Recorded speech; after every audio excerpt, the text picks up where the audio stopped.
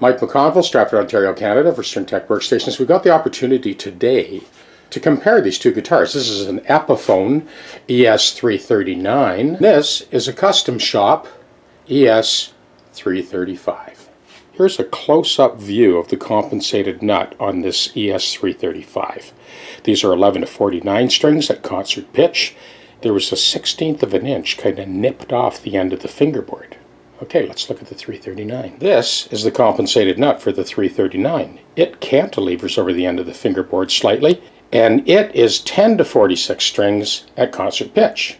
You can see that the values for the compensated nut are drastically different between these two guitars, yet they both play perfectly in tune. We didn't need to wrap the tailpiece posts because the machining on those was rock solid, super tight.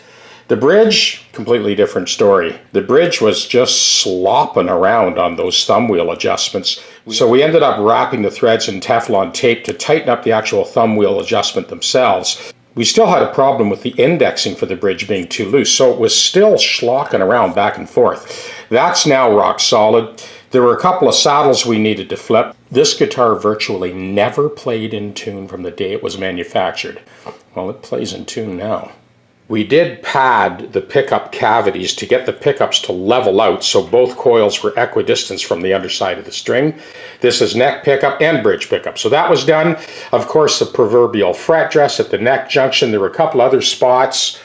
So with the 339, there is way too much length left on those pickup leads. They should have been cut back about 6 inches. So I ended up tucking them up underneath and getting them out of the way. One of the problems that arose from having too much braided cable inside the cavity, just sort of flopping around loosely, is it was actually grounding out against the switch. He got these new pickups put in. Sometimes they'd work, sometimes they didn't. They both worked perfectly fine now.